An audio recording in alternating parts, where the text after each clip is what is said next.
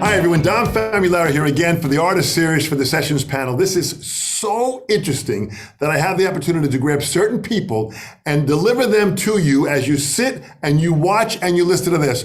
I want to make sure you take notes. If you've got to pause the interview and take the notes, I want you to be as actively involved as you can, because the information you're about to get from my guest today is going to be absolutely needed for everyone to not only develop a career, but to maintain that and take it to the next level. A fantastically dear friend of mine, an incredibly inspired player who has played with so many great artists. Would you please welcome Sandy Gennaro? Thank you very, very much. It's great to be here. Thank you to Jules and to you. I appreciate this. It's been long coming, but all's well that ends well. It really has. We've had you on the list for years, Sandy, to do this here, because you've got something very special that you're doing, which is extremely inspiring at many levels. First of all, as a player, you really have developed relationships with people, all that you have played for. You've got deep relationships with the people that you work with, and you have played literally with some of the greatest legends in the music industry. And you really have, and you continue. So on that part of it, you've maintained that level of relationships with these great people, but you've also started this motivational business direction that is now helping individual small companies and large corporations develop the tools that you learned from being in the music industry and traveling around the world. So let's just start there. Just talk to me about the development of relationships and the importance of that. The development of relationships and how important that is. I mean, I can only express from my own experience. And every great gig that I've ever gotten, even my speaking career, has come about as by treating somebody with respect, treating somebody like a human being. It hasn't come about with resume or one sheets or this or that. It comes about via relationships, personal interaction, whether it's first or second degree removed, but it's as a result of relationships. It's very, very, very important. Meeting people, and when you see an opportunity to help somebody, go ahead and do it, because you never know. Every woman you meet could have a Wonder Woman outfit underneath her. Every man you meet could have a Superman outfit. They can all turn out to be a hero. I treat the janitor the same way I treat the CEO. I treat my roadie the same way I treat the person whose name on the marquee. And that's basically the essence of what enabled me to keep a career going for over half a century. Well, what's amazing about it is these relationships that you have are deep, they are personal, and they are long-standing. So you have maintained that core principle of respect in everything that you do. Absolutely, and I'm still in touch on some level or another with every artist I ever worked for, except for maybe one or two. Who will remain nameless at this point. But every artist that I ever worked for, I'm still in touch with via email on some degree or another, or their management and whatever. And it's because I'm grateful for every opportunity I ever had in the music, and for all the artists that have given me the opportunity to work with them. So let's talk about your performance career. You started playing drums. How young were you? How did you get involved with it? And how did this career develop to the great artists that you performed with? Well, I got a toy drum when I was 3 years old, and I never let that drum out of my sight. I have pictures of me beneath the Christmas tree banging, and I have the actual drum upstairs in my office upstairs. But I was always attracted to rhythm. My dad played big band music around the house, like Benny Goodman, and he used to point Tommy Dorsey, and he used to point out, "Oh, Sandy, there's Louis Bellson," and "Oh, Sandy, there's Gene Krupa." Oh, Sandy. And I was always interested in the sound of the drums. And my sisters played 50s music around the house too, because they're older than me. And so I listened to Jerry Lee Lewis and Chuck Berry, and so I was always attracted to rhythm, but I've never seen a drummer play actually visually until the Ed Sullivan Show, February 9th, 1964. I never forget it. And when I seen the Beatles on TV and heard those great songs and saw Ringo playing the drum set, but mostly how the girls reacted to that, I said to myself, I want part of that. I don't know how I'm going to do it, but I don't know what's going on there, but I want part of that. And that basically lit the fire. And I went to sleep every night Dom, there was never ever a doubt in my mind that I was going to be on a big stage someday. It was only a matter of time. And I went to sleep every single night with that vision, that image of me sitting at the drum set, not from an audience standpoint, but from the drummer standpoint, looking at the backs of my bandmates, looking at the crowd beyond, feeling the smoke, the smelly fog machine, and looking at feeling the sticks in my hand. I actually visualized myself actually in that scenario, and more so, I felt the enthusiasm when I woke up from that, or when I pictured that as being like an author of my own movie, the director of I was watching myself how I wanted to end up. And I said to myself, it's only a matter of time. There was never, ever a doubt. And then I started playing. I got my first drum set about a year after the Sullivan Show. And then I took a couple of lessons. I learned, I got up to page 5 in stick control. And that was so it was basically the quarter note, eighth note relationship. So I started, basically I learned how to play the drums was listening to music and listening and copying Ringo and copying Carmine and copying Bonzo and copying Mitch Mitchell and copying Ginger Baker and Keith Moon, mostly English drummers, except for Carmine. And then later on it was Joey Kramer, Aerosmith or whatever, but I was always attracted to that. So that's how I started playing. I started playing at 14 and did my first gig at 14. I started playing at 13, did my first gig at 14 years old. Where was it where you finally got that first gig that you knew this was your thing? This was going to be your thing on stage. Where was that first bigger gig? Well, I always knew that this was my thing, even before I got my first gig. As I said, it was just a matter of time. It was going to be revealed to me. I was going to continue working with my work ethic and be ready. But whenever it happened, I was going to be ready. But the first big gig I got, it's kind of an interesting story, and it involves Carmine and a piece. I moved to LA in 1976 to get my first big break. Prior, when I lived in Manhattan and Staten Island, I was playing clubs around New York, five metropolitan area. And as on the advice of a good friend who played with Bowie at the time, his name was Earl Slick, I moved to California. I was in LA for 3 years. I got the opportunity to audition for Rod Stewart, and the audition was held at SIR on Sunset Boulevard in Hollywood. Yeah. And backline is provided. I was sitting in the lobby with 4 or 5 other guys, and the audition song was Tonight's the Night. And you know as well as I do, Tonight's the Night could be played on a kick, snare, hi-hat, three pieces. So I get to the audition and everybody's playing 30 seconds of Tonight's the Night, and it was Sandy, we're ready for you. And I go out, oh no, the studio is this way. No, I got to get my own drums. No, Sandy, the band is ready for you. The drums are already mic'd and set up. The Rod has the microphone. I for some reason, Dom, I needed to play on my own drums. So I went and proceeded to load in a double bass drum set, 4 rack toms, 2 floor toms, and about 4 or 5 cymbals to play Tonight's the Night. A short shuffle. Obviously, I didn't get the audition, and I was very depressed. Obviously, before I played a note, Rod says, hey, man, those drums better sound good. And he walks out of the room, and I'm going, I blew this audition before I played a note, which I did.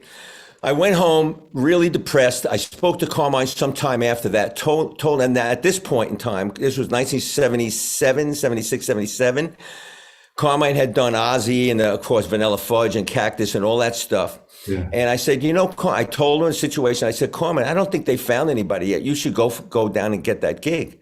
He goes, man, you got management's number? And I gave him management's number. He went down and he got the Rod Stewart gig. Right. He got the Rod Stewart gig. And if you talk to Carmine, he'll admit that. Absolutely. He says it in interviews all the time. So what's the lesson there, Dom, to everybody listening? Established rock star drummer in Carmine at this point, got his biggest gig by his own admission. He ended up co-writing Do You Think I'm Sexy and doing all kinds of stuff, 3 or 4 albums. He got his biggest gig in his career from a nobody. At that point, I was a nobody. Yeah. So it's who you pay attention. And Carmine was always a mentor to me. I used to go to his clinics in Kings Highway. He gave me an opportunity to sit on another drum set. He gave me tips. I went to see Vanilla Fudge all over New York area, wherever I could go during the late 60s, early 70s. So now here I am giving him the information to get his biggest gig. Now, Another phone call a couple of weeks later, I was in LA about to throw my sticks in the fireplace because I was so bummed out. I might have blew my only opportunity I ever had to go to the next level because of that Rod Stewart audition, 3,000 miles away from home, whatever. But I was inspired. I prayed and I said, please send me a sign or inspiration what to do. Anyway, I borrowed this typewriter and I ended up writing a resume which had my name and address and my teacher that taught me the first 5 pages of stick control and nothing on it. But I called Carmine. I say, Carmine, can I use your name for as a reference on my resume? He goes, sure, Sandy. So I used his name. So anyway, I sent the resume to 50 managers of bands that I really liked. And one of them was Peter Grant of Led Zeppelin. His mail, he's based in England, but all his mail went to his attorney's office on Swan Song Records, where his attorney was Steve Weiss. My resume ends up there. It doesn't get forwarded to England. Dom, you can't write this stuff. It doesn't get forwarded to England. Steve Weiss, the attorney for Led Zeppelin, opens up the resume because at that point in time, he's putting he's shopping some songs by Michael Bolotin and Bruce Kulick, and he's shopping it as a band project to different labels. The labels are getting back to him saying, we like these songs, we want to see this band, yet unnamed band. And Steve, okay, but now I need to find a rhythm section. I need to find a bass player and a drummer. Right at that time, my resume arrives. Steve Weiss, his name wasn't even on it, opens it and sees my, LA address. No, I want somebody from New York. But he turns the page and sees Carmine's name. Well, guess what, Dom? Steve Weiss used to be the attorney for Vanilla Fudge. Oh, that's hysterical. Knows Carmine personally, calls Carmine, who's this guy Sandy? Carmine vouches for me. Next call that Steve Weiss makes to me in LA going, hey, I'm the attorney for Led Zeppelin. Do you want to come to New York and audition for this band? This yet unnamed band. We're close to a deal. So I went to New York. The band ended up being called Blackjack. Michael changed his name to Michael Bolton, B-O-L. This is before Michael did anything of note. Bruce Kulick went on to play with Kiss for 10 years. Now he plays with Grand Funk. Jimmy Haslett played with the Yellow Jackets, won a Grammy as the musical director for the bass player, music director for the Yellow Jackets, yes. And me as the drummer. And you know what? As a bonus, Dom, we got signed to Polydor. And we went to Criteria Studios and we did a record produced by Tom Dowd, John Coltrane, sure. Aretha Franklin. I don't need to go through his resume. Everything. He's phenomenal. So Criteria was in Florida. Correct. North Miami. North Miami. Okay, so they flew you down to Miami to do the recording there. Criteria Studio is one of the top first-class studios in the world. Still. So now you're at this top studio. You're with this band. You've got to be in dreamland at this point. And you know what? Tom Dowd taught me a very valuable lesson. Now, that was a time in the late 70s, we did albums live then, go figure. We actually all were in the same room playing instruments with mics in front of our instruments, and that's how we did a record. So we're recording live, and I did this one measure fill prior to a chorus. One measure, which is 4 beats long to the people that, okay? And Tom Dowd stops the recording and says, hey, Sandy, why did you play that fill there? And I said, well, I thought it was a good fill, Tom. I thought it was in time. And he goes, no, it was really well executed. It was all in time. All the notes were right. But I asked you why you played it there. Why you played a 4-beat fill, one measure long, there. And I didn't have a question. I didn't have an answer for him. And he said, Sandy, if the fill doesn't fit the song, it's not worth the time it takes to play it. And meanwhile, I have a little metaphor that I use in describing that is being a drummer that's all icing and no cake. In other words, when I did that fill, Dom, I was thinking about my friends that are going to put in my drummer friends that are going to put the record, or the needle on the record and hear me play. I think I'll do this, irrelevant of the song. Interesting. That's one lesson I learned. And another time in a lunchroom, Tom puts his arm around me and says, nobody else is around. And he says, now this is Tom Dowd, a name whose name I read on the back of records since I'm 50. Legendary. He says, Sandy, you're going to do great things, man. This is not going to be your last gig. You're going to have quite a career in front of you. You're going to play with some famous artists. He says, every time you come to Miami, I want you to put me on the guest list. Contact me. I want to come and see you play. I said, sure, Tommy. He says, I really like your sound. I like your vibe. I like your feel. And there was no click on this record. We're all. So he says, do you mind if I give you some advice to make you even a better drummer than you are now? I said, sure, Tommy. He says, did you ever play with a metronome? And I went, no. He goes, go down to this music store down the road. I know the owner. I'll call him. He'll give you a good deal with the metronome, on a metronome. Take it back to your room, your hotel, and just add drum. Put the metronome somewhere in the middle and play a beat that you know already, but add drum it. Boom, bah, tick, tick, and then change the tempo. And he gave me a method to, don't ignore the slow tempos with the long space in between the quarter notes. So, because you got to play songs, and don't just play it for 10 seconds, play it for 2.5 minutes, because you got to maintain that tempo for 2.5, for the length of a song. So he was teaching me about songs and about the execution behind a drum set of songs, which I still, in every one of my lessons, I have this cartoon on the wall, and I don't want to move but I have this cartoon that describes one guy is on the left-hand side doing every note that he learned in Juilliard, and the producer goes, you're amazing. And then there's a guy on the right side of the cartoon going, boom, bah, boom, boom, bah, and the producer goes, you're hired. Yeah. So, that's the metaphor, the all icing and no cake. You play for the song. That's the number one lesson that every drummer should know. And it goes way beyond. Chops are important because they give you the colors of your palette in order to play what's necessary in the song. But you don't play for the sake of the technique. You don't get paid by the note. And it's a lot of times it's the space that you leave in a song that matters. And just ask John Bonham that about space. Well, this is great advice for any musician who's serious at any age for the future of having a career. It's about service to the song. It's about really, really service to the song, which is what you're talking about, which is absolutely fantastic. So now you go on, you play with all these great people, you tour, you are gathering an incredible amount of experience, not only in performing, but now all of a sudden this business acumen of conceptual, success is kind of coming your way slowly and steady to develop something even bigger to what you're doing aside from performing, which is beat the odds. And from that blackjack gig, based on that belief of myself, and the belief that it's only a matter of time, and I sent that resume, and I did that blackjack record, and then rehearsing with blackjack for the second record, I get a tap on the shoulder asking me, well, hey, were you playing in that room? And it turns out to be Benny Mardones, he asked me to play on his record, and from that record became the song Into the Night, which became a top 10 single. So right within a 4 or 5 month period, I'm playing the number one with a band whose album was number one priority, Apollodor, in 1979, and then in 1980, I'm on a top 10 single. Incredible. So it was on its way. So that. Basically, it's because I was nice to Carmine and Carmine was nice to me, I ended up getting my first big break, and then the dominoes just kept falling.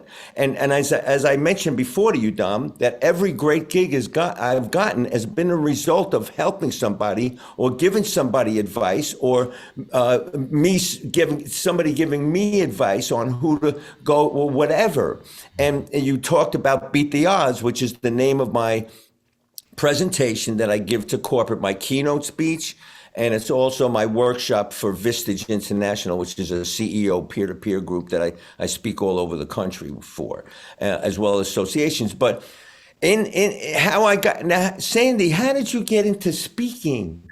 Well, I'll tell you how I got into speaking, Don. I'll tell you how. Throwing a drumstick in 2015, when I was in my second incarnation of being with the Pat Travers Band. We played in 2014, I think it was 15. played an arena in San Diego. So this is before I always had the question mark, what are you going to do when you don't want to go on the road with a rock band anymore? When you don't want to go on the road and travel in the bus for 4 weeks? What are you going to do then? What are you going to do when you quote unquote retire from the road? Well, I didn't know. Well, I'll cross that bridge when I come to it. That's what I was saying. I was saying to myself, but during the encore of this gig in San Diego, I'm scanning like I do. I'm scanning the first couple of rows. Who's going to get my drumsticks tonight? And I noticed a woman in a wheelchair. And after the show, the song was over, I walked to the lip of the stage and I threw her drumstick. The guy next to her intercepted the drumstick. I could have went and been oblivious to it and just went backstage and had my beer or whatever, but I went back and I went, no, the drumstick. And he did. And I replaced his drumstick. The next day, the husband sitting on the other side of the wheelchair, the woman in the wheelchair, Facebook messages me and says, can I have your phone number? I need to talk to you. And I'm thinking, well, maybe I poked her in the eye. Maybe I need to call my lawyer. Maybe she's got a splinter. I didn't know, but I didn't. I went ahead, gave him my number. He called me and he said, hey, listen, man, you had no idea what you did to my wife last night. She was so happy.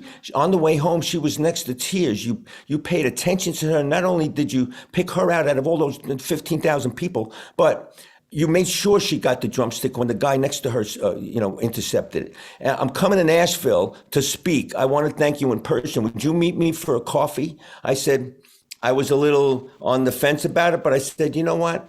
This guy cares enough and he wants to thank me for what? Throwing a drumstick? Of course. I'll meet him for a cup of coffee. I'll even buy him the coffee. Beautiful. So I met him for coffee and he asked me how I got the Cindy Lauper gig. He asked me how I got my first gig. He asked me how I got the Joan Jett gig. He asked me how. So fast forward. Now he's given a presentation here in Nashville. And that's before that presentation, I met him for coffee. So now fast forward to the presentation. He's speaking to he's speaking to the front office of the Nashville Predators, all the business people that handle the Nashville Predators, which is the hockey team here in Nashville. He introduces me and says, can I tell that Cindy Lauper story, Sandy? And I said, sure. He told it and it got a really good reaction. Walking out of that presentation, he said, I'm giving another presentation in Memphis for the future leaders of FedEx, and it's an all-day training seminar. Why don't I put you on the list? You come, and I'll give you 15 minutes. You can tell the Cindy Lauper story yourself. I said, sure. He goes, obviously, you have no trouble speaking in front of people. And because like you, Dom, I've done a bunch of clinics, and I taught at the Collective, and I did seminars and some master classes and whatever. So I showed up at FedEx and I noticed that during his meeting, I noticed the meeting planner was queuing up her phone to play background music when they took a break over the overhead in the conference room. So I queued up time after time the song by Cindy Lauper. And I was waiting. He introduced me. I told the Cindy Lauper story, not mentioning the name Cindy Lauper throughout the story. And I said, because I engaged this man, because I was so nice to him, because I went out of my way to engage this man and make him fortunate for having crossed my path, it ended up with me being involved with this song and this artist. Boom. Time after time played, he got one of these. Oh.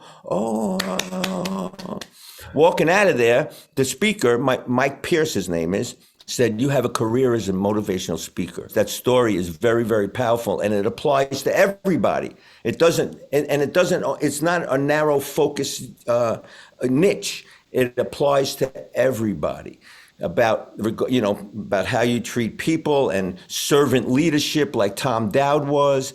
How do you retain employees? Is engage them. It's the icing and cake metaphor, Dom. I compare it to corporate because a boss goes around and gives orders and only cares about the numbers, only cares about the bottom line, only cares about his bonus, only cares about spreadsheets and pie graphs and whatever. He's and the cake leader, like a Tom Dowd, cares about the people behind the numbers. And that's how companies last for generations, is that they're people-centric. They're not number-centric. Right. It's like, a lot of drummers, Dom, that are technically awesome, right, that are technically, they're legends on their own block. Right. And they play for their relatives at Thanksgiving, but they never leave the basement. But they technically can play circles around me. I've had students that come that can play circles around me, and I'm going, what are you coming to me for a lesson? But Dom, it's in addition to the icing, the notes, the technique on the drum set, you got to have this. You got to have a perception and a positive outlook on your life and a positive outlook on events that happen to everybody and a positive outlook about your future. You can't think negatively about anything. You think about the future like Christmas morning, like when you get up at 5 a.m. when you were 6 years old and you saw the dark Christmas tree and all the presents beneath it, and you didn't know what was inside those presents, but you knew it was going to be good, and you couldn't wait for your parents to wake up. And that's the way I look at tomorrow, Dom. I don't know what tomorrow. It's a wrapped present, but I know it's going to be good. Well, because you have the right attitude for it. Now, just tell how you got the job at the Cindy Lauper gig. The first time I was with the Pat Travers Band was in 1981, and we played somewhere in Connecticut, like the Hartford Civic Center or something. And I was backstage. Pat and Peter Cowling, the bass player, Mars, was on the bus already. Everybody was on the bus. We had a long overnight drive. I was rushing around after the show, getting my stuff, sweating and whatever. And I see this guy in the doorway with a camera and a pen. And I had three choices. I could have put the rock star hat on, the arrogant rock star hat on, and blew right by him and ignored him. Or I could have put the polite rock star hat on and just said, hey, buddy, listen, I'm in a hurry. I got to go. And then left. But I didn't. I never have that pretense of I'm any better than anybody else. I don't care if I'm on, you know what I mean? I had the Sandy hat on and went over to him and I said, hey, buddy, I'm really in a big hurry. What can I do for you? And he goes, man, I love the way you play, blah, blah, blah. Would you sign this for me? I said, sure. What's your name? He said, Dave. Okay, Dave. Here you go. I got to go. Oh, Sandy, a picture. Could you? Oh, I took a picture with him. Dave, I got to go. I'm really big hurry. I know my road managers, yelling at me. No, oh, Sandy, one more thing. Could you help me? I'm a bass player here in Connecticut. Can you help me get a gig in New York City? I said, well, I can't recommend you, Dave, unless I hear you play. So here's my card, my home number, my home address. Send me a cassette of your playing, and I'll see what I can do. Beautiful. He said, oh, this is your home number? He couldn't believe I was giving him my home number. I said, no big deal, Dave. Just send me a cassette. So I left. He sent me a cassette a couple of weeks later. Nothing really happened. 3 years later, he said, Sandy, this is Dave, the guy in the doorway. Do you remember me? I said, yeah, vaguely. Well, thanks for helping me out, but whatever. He goes, I'm just signed this girl to Epic Records, Epic Portrait. She's going to be the biggest thing in 1984. This is like 3 years after I met him in the doorway, he called me. Incredible. It's going to be the biggest thing in 1984. I want you to be the drummer in the band. You would be your style, your personality, everything would fit perfect. I go, Dave, I can't join a brain. I'm coming off an arena tour. You expect me to come and join a baby band? He goes, oh, no, I don't want you to miss this opportunity, Sandy. You were so nice to me in the doorway. Come and meet this woman. Come down to the studio. We're in the process of doing the first record. We're not even done with the record yet, but I want you to hear some of the demos, some of the songs. So I went down, and it was Lauper. I went down to the studio, met her, and I ended up playing side stick on Time After Time. There was drum machine on most of the record. Anton Fig did some overdubs on the record. And she played me Girls Just Want to Have Fun. She played me She Bop, and I went, man, these are catchy songs. Yeah. And she says, I got this song, and there's a line in the song, and when the clock ticks, I think of you. Could you make the snare drum sound like a clock? And I went, well, I don't precisely know what you mean. And the producer, Rick Chertoff, says, oh, the side stick on 2, 3, and 4 of the measure in the choruses. There's a drum set there. There's a drum machine track already on it. The bass drum is already on it. A shaker is already on it. She just wants a live feel on the side stick. Okay. So I went in, put the headphones on, Time After Time came on, and I'm playing the side stick on 2, 3, and 4. Based on that and hearing those other songs, I ended up joining the band. And at that point, it was Dave did take care of us. We started out sharing rooms, and then as the gig grew, exploded. It exploded. From like in a 6-month period, it went from 0 to about 6 million records or something. And that was one of my favorite gigs for that reason, where you start out with a gig, nobody knows the artist, and then 6 months later you're on the Tonight Show playing for 3 billion people. But the punchline to that, not only, but in the audience at one of those gigs was Joan Jett. 5 years later, I ended up, she told her manager to call me about joining her band, in 1989. So there was a Cindy gig and the Dave in the Doorway, and that's how I ended up with Joan Jett's gig. And then in November of that Cindy Lauper tour, I met the woman who I ended up marrying, and she's in the next room right now. So we're married for 31 years, together for 35 years or 36 years or something. So Sandy, absolutely beautiful. That really is beautiful when you think about this. And just so you know, there's a book here. At some point, you got to put this down, because the story that leads from all the great skills and tools that you learned from life and business is inside these stories, inside this book that's inside of you. You know what? I'm going to send you my book. We're almost done with it, Dom. I have a ghostwriter. We finished it. The whole manuscript is done. It's proofread. It's edited. And now we're just working on choosing pictures for the front and back cover. And it's called Beat the Odds in Business and in Life. Well, there's a picture of me playing on the front and a picture of me speaking on the back. That is absolutely fantastic. Let's talk about Beat the Odds now. Beat the Odds is the overall understanding of the concept of what you have. But what I like about is the acronym of BEATS. You've got belief, enthusiasm, attitude, tenacity, and service. Correct. ATS. So let's talk about belief. What is it about you that you had this belief that you were going to make this happen? It was so strong and so passion driven. How did that all come about? Well, I always had belief in myself. When I envisioned myself on the big stage, I always believed that I deserved that. I always believed, and I always had the emotion backed. I felt the emotion as if that situation already occurred. And I felt that it was only a matter of time. But you know what, Dom? I firmly believe, and listen, this is what works for me. This is the mindset that enabled me to continue a music career and a teaching career for 53 years. And it's still happening now. Now it's morphing into speaking, which is, in some ways, it's very, very satisfying because I'm speaking about my music. What's amazing, Sandy, is the part of BEATS is belief. You had that securely inside of you. You knew that, you felt it emotionally, that was driving you with deep passion. So now we get to the E, which is enthusiasm. Where did your level of enthusiasm come from? Well, listen, I got to go back to belief and just add a little bit to that and say that I didn't do it myself. I believed that there was a power greater than us at work in our lives. We're not a cocoon. We don't walk around like little cocoonies and be responsible for every little thing in our lives. We have a co-pilot, and I call it a God energy.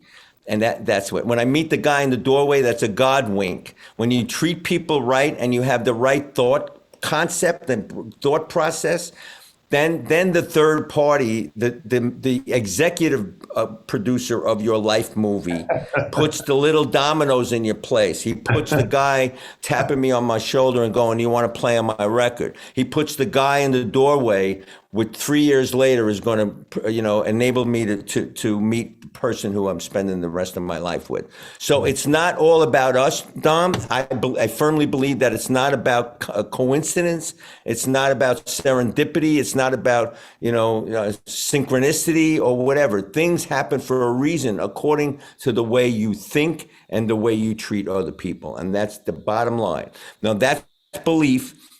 Enthusiasm, of course. Enthusiasm, I explained before about the Christmas morning metaphor, about the Christmas presents, and I look at tomorrow as if it's a Christmas present wrapped up. I don't know what's in it, but it's going to be good. And if it doesn't turn out the way you want, if there's problems are there, so you learn from it. Thomas Edison said, "I never made a mistake inventing the light bulb. I only learned 10,000 ways how not to do it." Yeah. So that's the enthusiasm. And then the A in BEATS is attitude. Attitude is your thoughts, and your thoughts are the only thing we have total control over in our whole life. in our on this planet is the way we think. So be careful. We have a choice.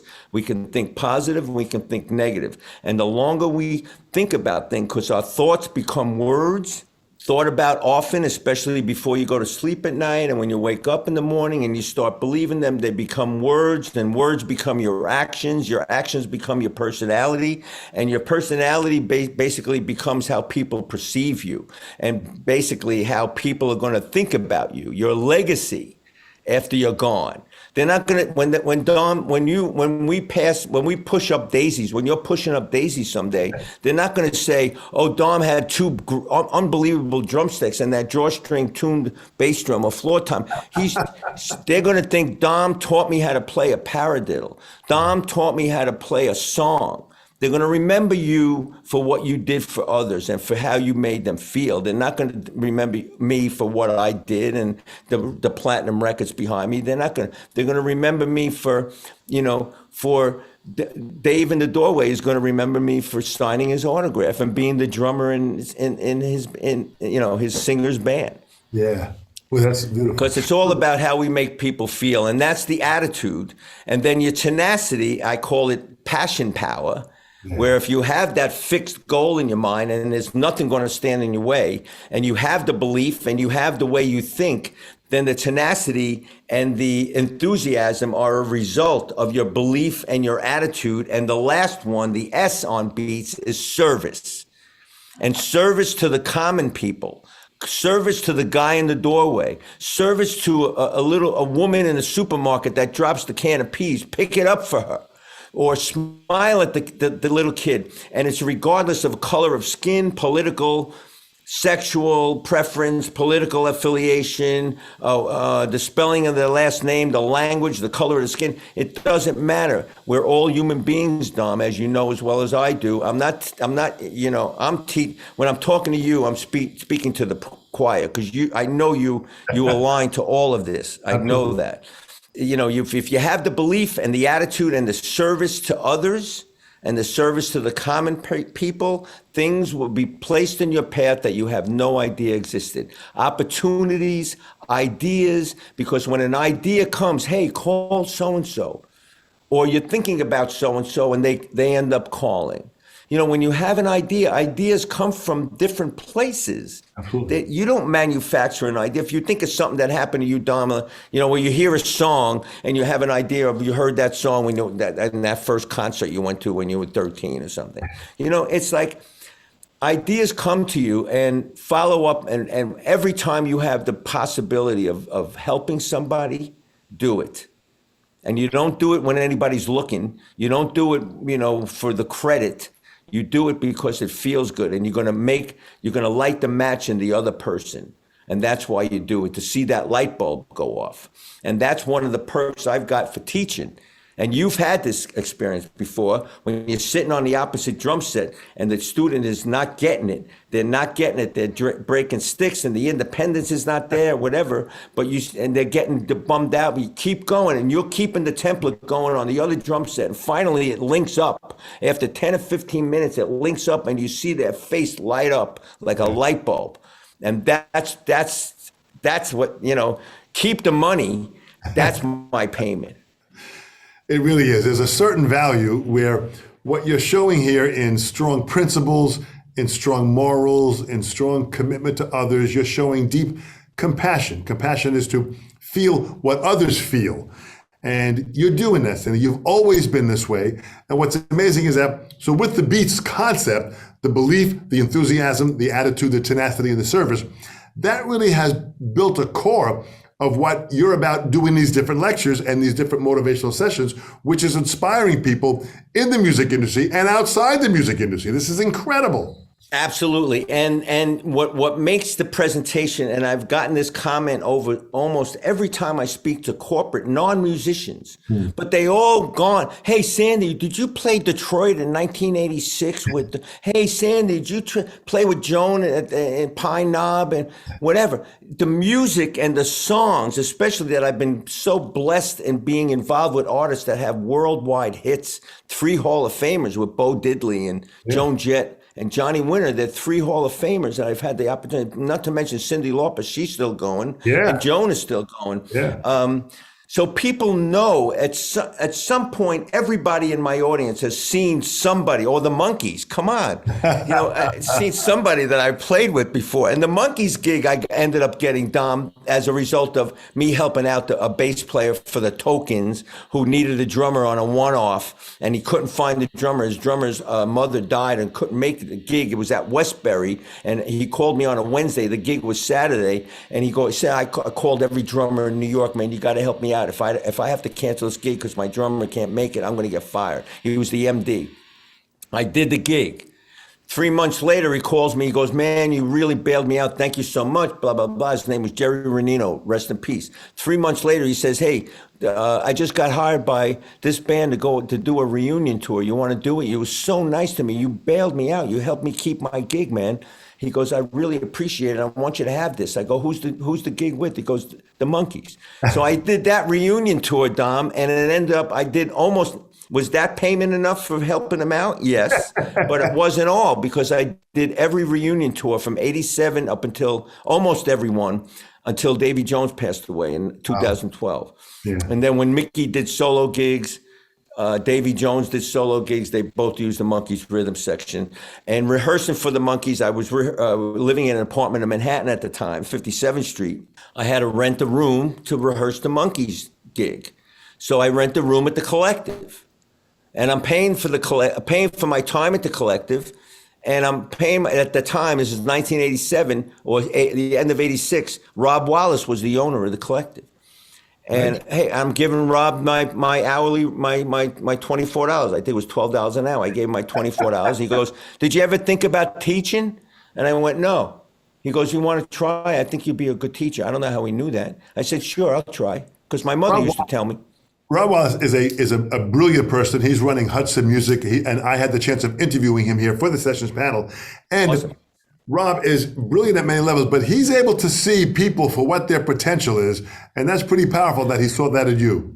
He saw that in me, and as I mentioned before, I had the first 5 days of 5 pages of stick control reading experience under my belt. So I took a leap of faith, and I said, man, I had to learn how to read in order to teach it. You want to learn how to do something well, teach somebody how to do something, and you'll learn how to do it really, really well. So that increased my reading skills. Teaching increased my reading skills. I was playing with a click all the time. That enabled me to do chart gigs. And while I was at the Collective, I inaugurated the music business program, as I mentioned, and I also went to John Castellano, and I said, hey, what about you have all these VHS tapes on DCI video, and there's Tony Williams, and there's Simon Phillips, and Steve Gadd, and they're all unbelievably great drummers, technicians. I said, well, what about the little kid that's curious about the drums? I was telling this to Castellano, who was the director of the Collective at the time, the music. Yes, John. We need a video to teach 12-year-olds about the drums. Like, what's the difference between a snare drum and a tom? Like, very basic. So I gave him a storyboard, and we ended up doing my drum basics video for DCI, which we split it, and we did one shoot. We split it part 1, part 2, so they're not going to be very long. And then we priced it accordingly. Instead of $44.95, only available in music stores, I said, why don't we put it for like $12.95 and put it at the point of purchase in a Kmart or a Walmart or a Publix or a ShopRite or a Food Line or whatever. And so it's available to mothers, and they have their 12-year-old kid, and they want to learn about the drums. Hey, Ma, can I learn about the drums? Yeah, sure. $12.95. What do they got to lose? So, and that became I guess DCI ended up, Warner Brothers distributed that after a little while.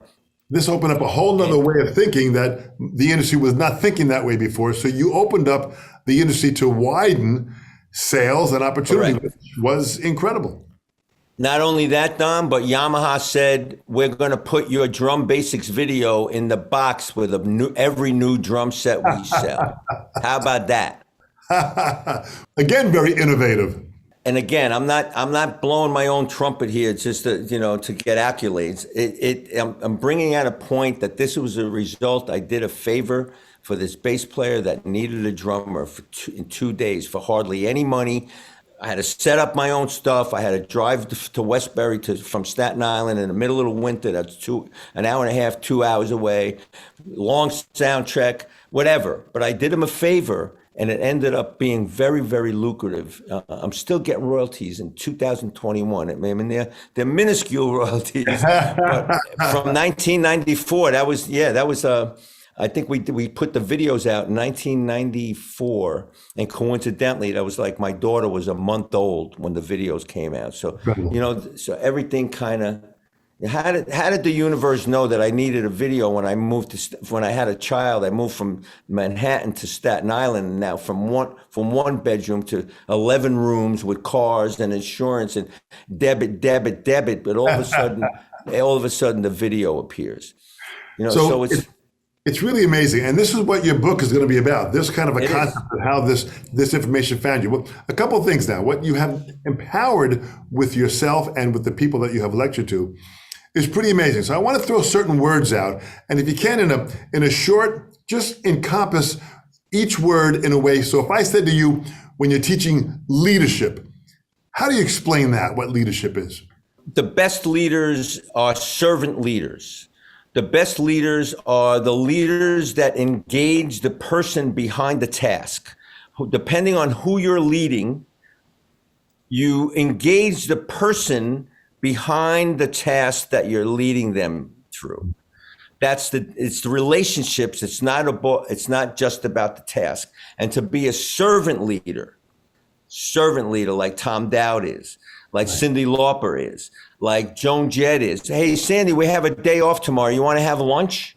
Sure. We didn't speak about the gig. She would say, how's your wife doing? Has anything going on with the gig that's you're uncomfortable with? How's the crew treating you?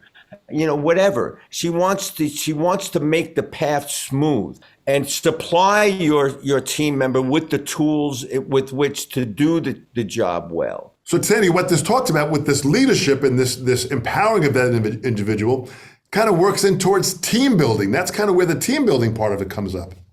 Our 4 limbs, when we play drums, they're part of a team. There's 4 limbs, there's 4 components making one sound.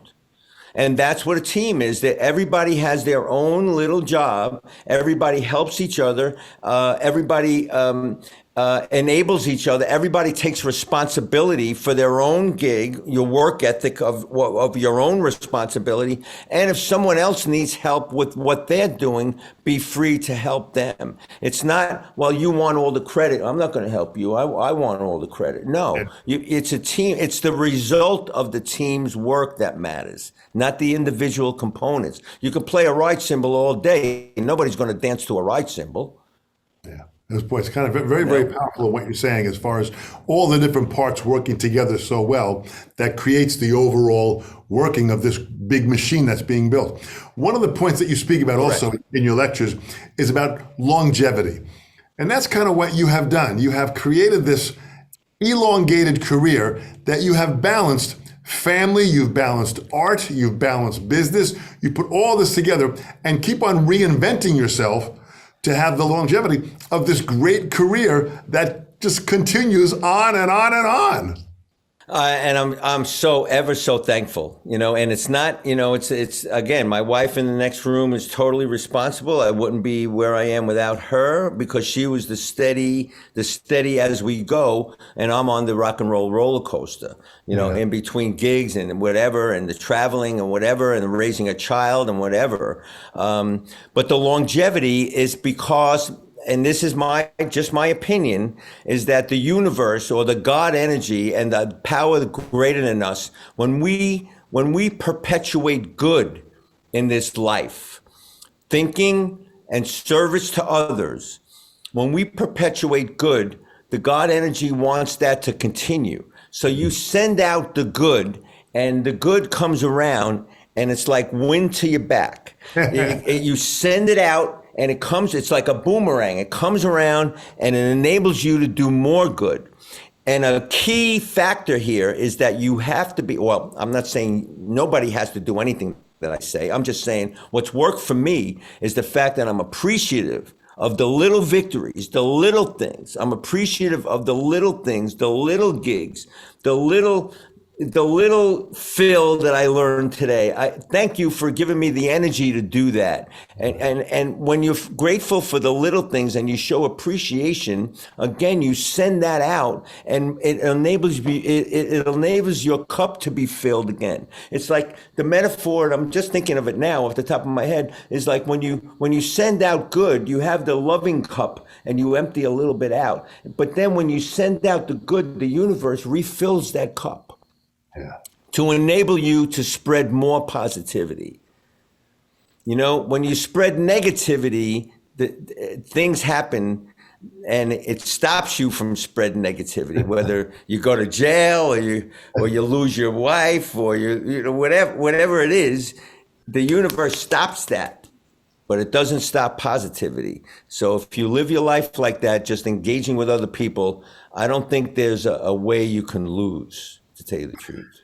Boy, Sandy, this is so powerful. The message that you have is so powerful. Just as we close right now, what quick statement would you say to this next generation to develop the belief in themselves, the enthusiasm, the attitude, the tenacity, and the service? What would you say to them that would give them the real, energy to go out there and beat the odds? What would you tell them? What I would tell them is that in your heart, just believe in yourself. Believe that it's possible. And in light of the whatever dire circumstances may be surrounding, just believe in yourself. Believe that the fact that if you have a breath inside you, anything is possible. And just appreciate the little things. When you go to the bathroom at 3 a.m, thank God for those legs that you're walking on, But, it's serious, because it's I even go so far as, Dom, when I hear an ambulance go by with the sirens, I go, bless you. I hope everything works out. It's just send it out positive. Send it out. Thoughts are things.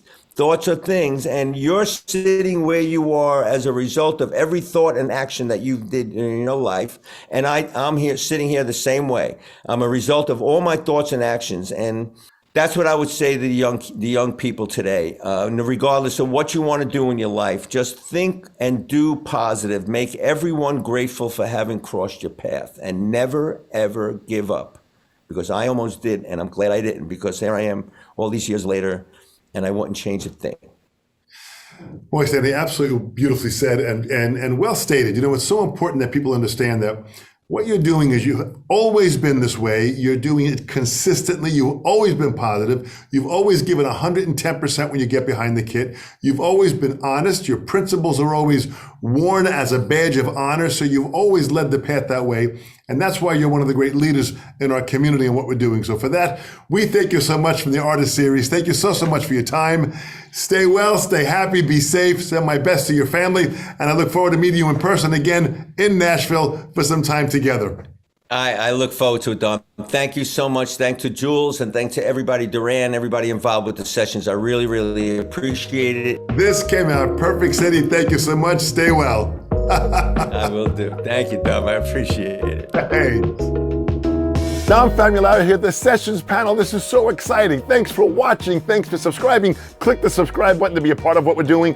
The views help us tremendously. All of your comments, we read them and react to them. This is incredible. The support you're giving us is great. The Sessions panel. We'll see you real soon.